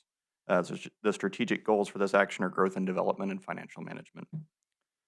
Background: during the 2024 budget process, Council approved the airport to acquire a donated fire truck from another airport. That truck is no longer available due to mechanical issues. However, the airport was able to find a 2002 KME aircraft rescue firefighting or ARF truck at another airport that is able to be purchased with grant funding. The airport that currently owns the truck is willing to sell the truck at a significant discount in order to see the truck continue to remain in service, with the purchase price being $24,000 on a truck valued at over $150,000. This purchase could be funded with local and private grants under which staff is actively applying for funding, and FAA entitlements would be used as an alternate funding source guaranteed by the federal government. Staff found that the price on the KME ARF truck represents a significant discount to the airport and that the fire truck will meet safety standards for the airport and its current and future fleet mix. The truck also represents a value-added addition to the airport, allowing the airport to attract larger businesses that require aircraft fire services to be present on the airport. This truck would also be in service prior to the air show, meeting FAA emergency response requirements for that event. Staff recommends that Mayor and Council authorize the airport manager to use capital contingency funds to purchase a 2002 KME 1500 aircraft rescue firefighting truck from the Martha's Vineyard Airport at the price of $24,000 plus any applicable taxes and freight charges, and those freight charges are currently estimated at approximately $13,000, and grant funds would provide the offsetting revenue. And with that, I will stand for questions. Anybody have any questions? Margie? Okay, so if we buy this truck and it talks about there's grant funds, so you're saying we would front the money to buy it and then grants would pay us back? Correct. So, Mayor, Councilmember Redner, this would be a reimbursable grant. Essentially, we would expend the funds, and the grant funds would provide the revenue to cover that cost. Okay, so a more technical question is if it comes out of the airport pocket, okay, so that's your pocket of money at the budget, and then the grant comes in, does it go back into your budget or does it go back into the general fund? Where would the grant go? So, since the airport's in the general fund, the general fund would provide the contingency, and then that money would go right back into the general fund. Okay, The airport's not its own fund at this time. so it did pay itself back. Go back to the same spot. And do we have anyone that's trained to drive this fire truck or is it you are? I am. Okay, Yes, check. and then part of this as well, we're going to get at least one additional airport staff member trained, and then we're looking at potentially working with Safford Fire, seeing if they have some individuals that want to cross train as well. That was my next question was, would fire department have to drive out there and do that? So the taxes, is the 13,000 mostly freight or is that mostly taxes? The 13,000 is entirely freight. There should be no taxes on this purchase since it's government to government. That's just standard language that was put in there. Could we fly you out there cheaper to drive it back than 13,000? I greatly apologize, but it's a very large 4x4 truck and drives about 50 miles an hour. So driving 50 miles an hour from Martha's Vineyard all the way across the country, I think it might take 2 weeks. So That's no. I apologize, Vice Mayor. I do not want to drive all the way across the country. I And thought it was in Alabama, not in Martha's Vineyard. the broker that was originally listing the truck for the airport is located in Alabama. That's why it had Alabama on the spec sheet. We were shortening the trip for you a little bit, but No, and Martha's Vineyard's an island as well, so it has to go over on a long ferry. ways, yeah, it's in the corner, is. so Opposite corners of the country. that's a no, you don't want to drive it. Unfortunately, no. Do you know what the lifespan of this would be? So this truck currently only has 950 hours on the vehicle. ARF trucks typically are good for 40 to 50 years because they aren't driven long distances. If cared for properly, which this one has, then it should last at least another 20 years. Awesome. Okay. Anybody else? Mayor, I move that we approve the airport fire truck purchase. Second. Okay. We have a motion and a second to approve the airport fire truck purchase. All in favor? Aye. Opposed? Carries. Okay, then we'll move to item number 12, resolutions. Number R 24-033, amending the rules of procedure for the Parks and Recreation Advisory Committee. Yes, good evening, Mayor and Council. This is a request for the Mayor and City Council to amend the rules of procedure by passing R 24-033 to increase the membership of the Parks and Recreation Committee to 7. Goals are quality of life, public information, and outreach. The background, R22-020, was passed on June 13th, 2022 by the Mayor and City Council adopting the City of Safford Parks and Recreation Advisory Committee Rules of Procedure and Tasking. On September 9th, 2024, the Mayor and Council requested that these be amended to create a committee of 7 members, each of whom are directly appointed by 1 council member. Analysis, you'll notice that the changes have been made in red. There shall be 7 voting members of the committee who shall reside within the City of Safford. Each council member will appoint 1 member to serve at will.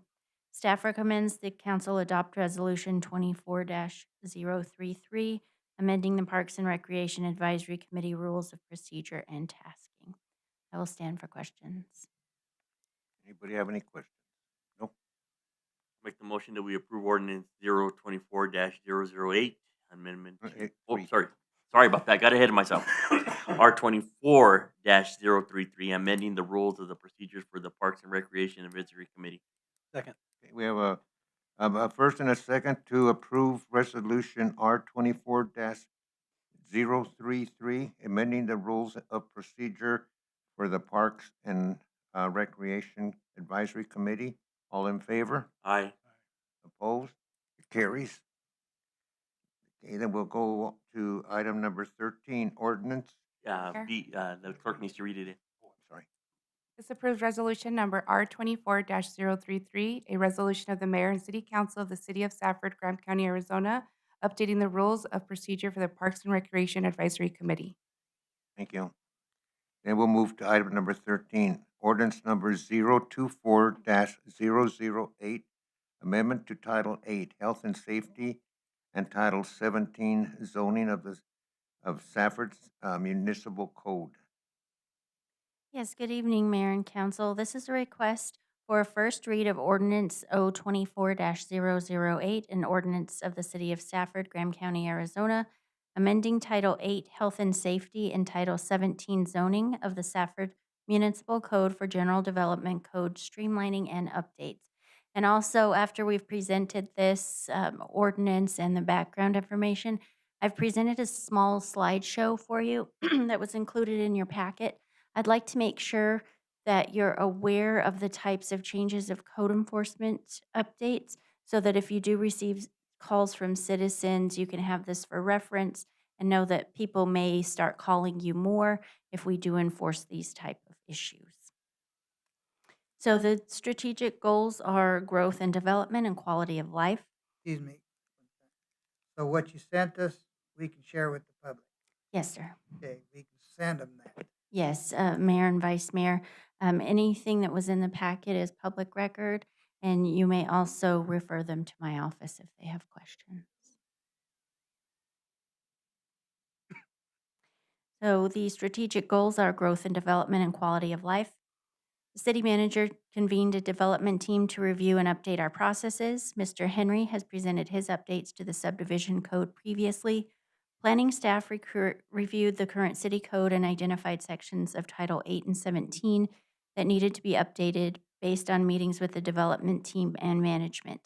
The updates have been presented to the Planning and Zoning Commission on June 17th and to local developers at a public meeting on July 18th. A council work session was held on September 9th, 2024. The next section in your packet has some of the blight issues that I will show you in the slideshow that may result in people calling you because it is new and different, and it will be a component of our code enforcement program. Some of those highlights are fences that are dilapidated and structures that are unsecured. Blight has been added to this section as well. The city manager has worked closely with staff to systematically begin to remove blight and abandoned infrastructure from within the city. One of the calls that I get a lot is accessory dwelling units to see if those are allowed within the city.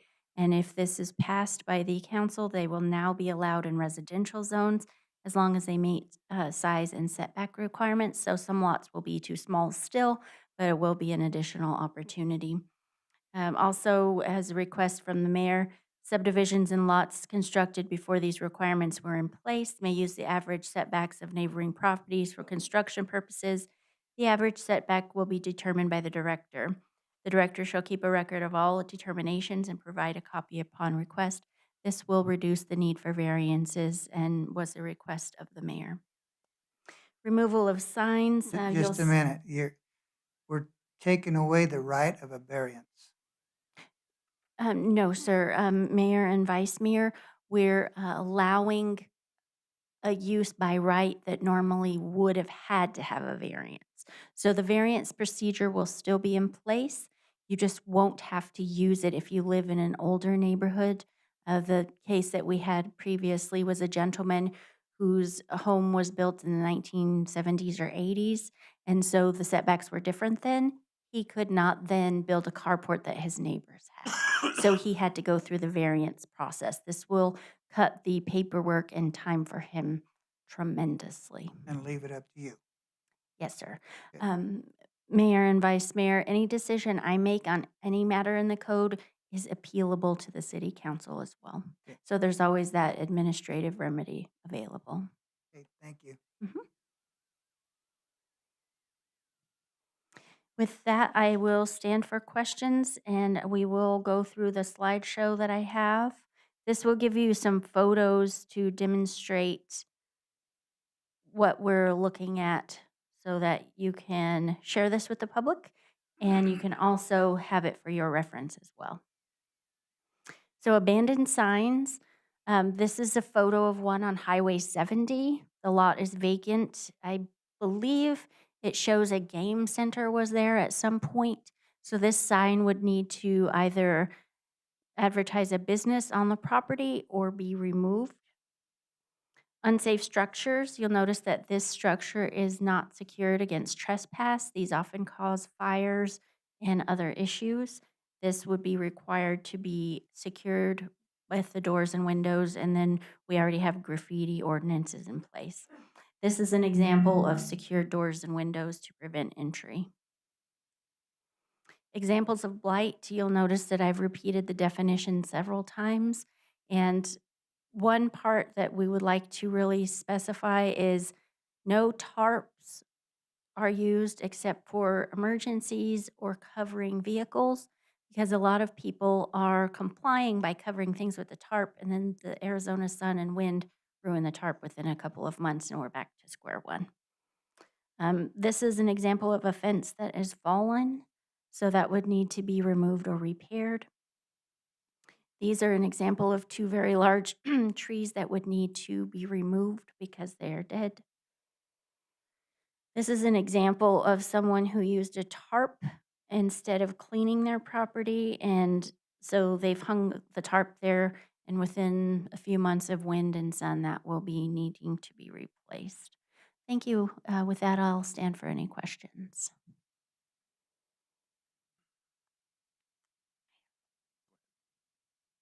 Are we giving them a time frame? Like this goes into effect? Is there a time frame before we can go in and start making this take effect? Yes, Mayor and Councilwoman. We have, with any ordinance, there's a first read, a second read, and then they're effective 30 days afterward. And we've been really presenting this to the public with a meeting with the developers, the work session with the council. We can make every effort to put it on our website just to let people know that this is coming up. Okay, because just in our neighborhood alone, I can count 3 houses that a lady owns that she does not rent out, and they are not even livable. So I wanted to know, is this something where we would have to contact Andrew and then he would start the process, or because these are bad. There's been homeless people trying to move into these. Yes, Mayor and Councilwoman, you may either initiate the complaint through the website, as many citizens do, or Andrew will then incorporate them into his weekly routes. Was this information in the packet you gave us with the door hanger? Yes, Mayor and Vice Mayor. So any of this information is all publicly available, and the same process with the door hanger will be used. So the first thing people will get if someone's living there is the door hanger. Otherwise, they will get the letter in the mail. you gave us a packet with the door hanger, Mhm. and it had this information in it. Yes. I don't know if this is the same information that Councilwoman's asking. Yes, Mayor and Vice Mayor, there's a QR code at the bottom of that. And so anything that changes on our website, it directs it back to that page. I don't know if you've received that packet. Yeah. Thank you, ma'am. And there is a phone number so that they can call you because we do have elderly that don't do internet. Yes, Mayor and Councilwoman Brantner, we've tried to make it where anybody can either come into the office, use the internet, use the phone, send a letter. They can report things in any number of ways. I think it is so important that we address these issues, like the neighborhoods and all. I know, city manager and I, we rode around, a couple weeks ago, and there is so much, even little properties. I'll bring one up, um, across from Mount Graham Shopping Center, that island in there. Here, there's nice, beautiful landscaping that, the shopping center has. Then our island, terrible. I mean, and, people from out of town and all over, they drive that. They see that, and it's not good. And I know it's going to be addressed. Anybody else? Mayor, I move that we approve ordinance O24-008. Second. Okay, we have a motion and a second to approve ordinance 024-008. Mayor, it needs to be a motion to complete the first reading. I move that we approve the first reading for ordinance O24-008. Second. Okay, we have a motion and a second to approve the first reading of ordinance number 024-008. All in favor? Aye. Opposed? There you go. It's a long one.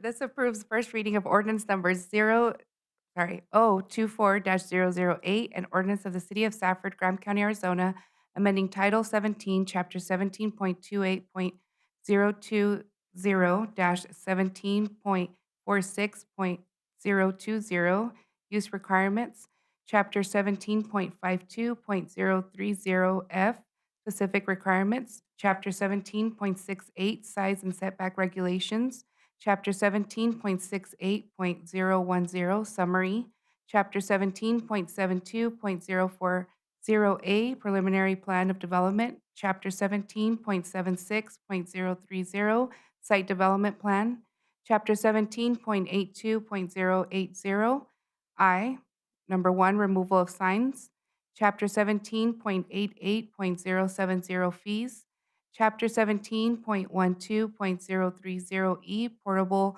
carports, and Title 8, health and safety, Chapters 8.08.010, definitions, and Chapter 8.08.030, owner, to maintain premises, to streamline and update the development regulations within the City of Safford. Thank you. Okay, then we'll move on to item number 14, financial reports. Number 1, P-card report. Anybody have any comments or questions? Go ahead. I appreciate Beatrice and her husband because as I was digging through these and I went all through each department, yours was really great about telling me what you spent it for, a chair for this or this for that. As I'm looking through, I was really disappointed in a lot of what we received.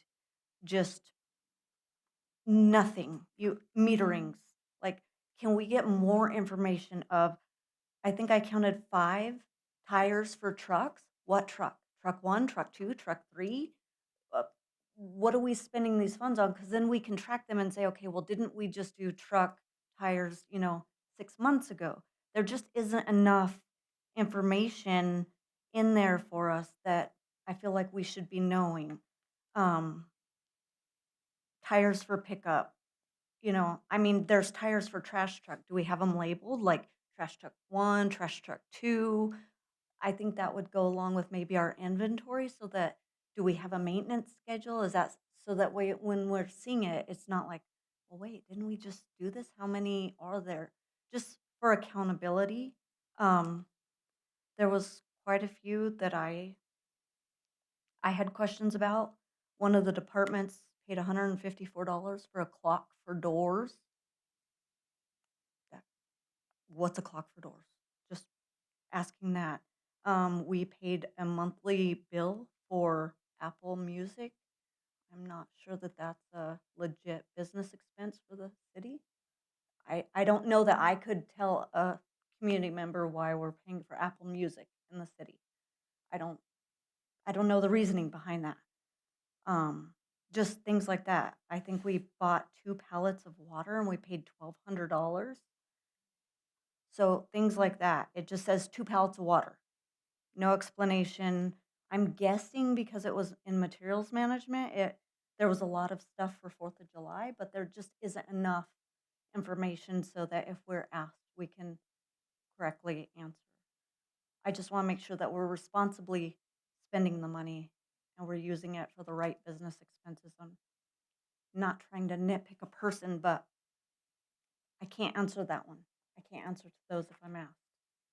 We definitely look into it. I know that in the past, we have tried to make improvements.